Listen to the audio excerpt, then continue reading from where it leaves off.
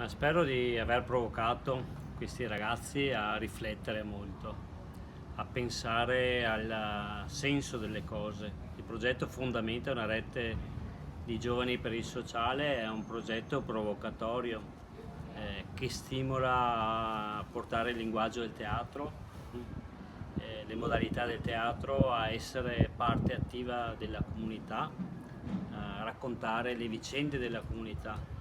ruolo che è storico del teatro ma che abbiamo in qualche modo forse dimenticato, e riportiamo a un teatro legato al sociale solo quando narra di vicende sociali specifiche o di questioni di carattere civile o di vicende o di fatti storici del nostro paese o dell'umanità. Mentre il teatro è racconto di vita e la vita è dentro i pezzi e le forme della comunità, perché se parliamo di comunità partiamo dalla comunità di base che è la famiglia, fino all'allargamento di un gruppo di famiglie che può essere il condominio o il quartiere o una città o una regione, un territorio, un paese o una comunità europea, fino alla globalità. Ecco. La comunità mondiale non si preoccupa dei cambiamenti climatici, è come in una famiglia che ognuno facesse comportamenti propri, distruggendo quello che è l'ambiente di vita dove tutti quanti operiamo. E quindi è una bella sollecitazione rivolta ai giovani, ai quali bisogna dare spazio, bisogna dare opportunità di protagonismo, bisogna dare responsabilità affiancandoli e svolgendo il ruolo di adulti, che è quello di essere educatori e di essere figure a cui attingere saggezza più che indicazioni di cosa fare.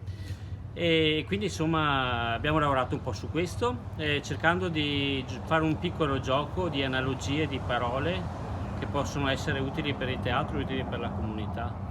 Se si parla di scrittura, se si parla di regia, se si parla di palcoscenico, se si parla di attori, ovviamente viene spontaneo vederli nell'ambito del teatro, ma potremmo viverli anche nell'ambito della comunità. Un cittadino può essere spettatore, semplice, che paga il biglietto e che fruisce di alcuni servizi, oppure può essere coprotagonista della vita della comunità. Se si parla di regia è il compito che chi ha funzioni pubbliche dovrebbe avere nel guidare la propria comunità a comportamenti consoni, generativi di un bene collettivo.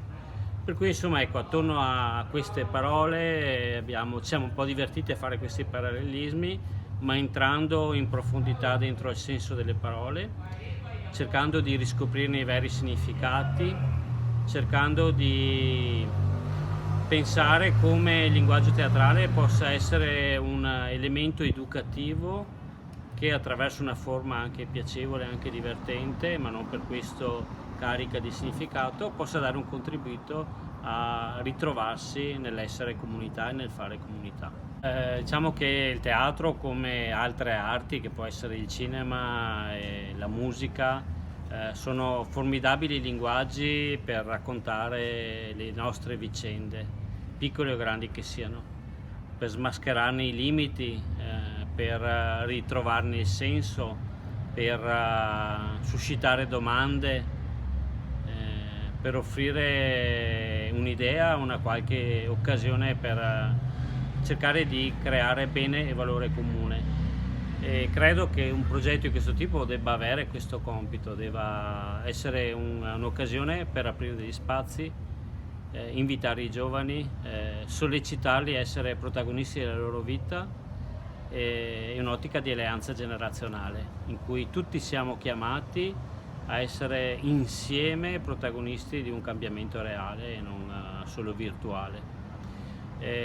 L'alleanza va in questo senso, non deve essere una delega. Le deleghe, siamo pieni di deleghe, deleghiamo tutto, no? Deleghiamo le istituzioni, deleghiamo a chi di competenza e nel delegare abbiamo smarrito il senso del prenderci cura l'uno dell'altro, quindi anche sia delle persone a noi prossime sia della comunità in generale.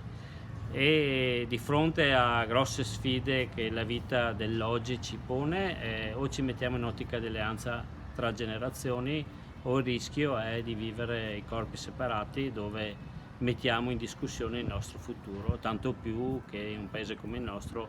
abbiamo una condizione in cui i giovani tendono a partire per andare in altri luoghi, in altri lidi. Può il teatro, può il linguaggio teatrale essere un motore di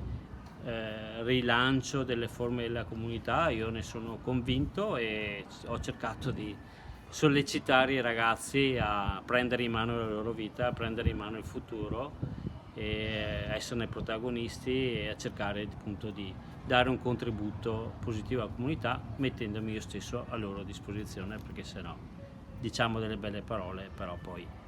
non ne siamo coerentemente partecipi.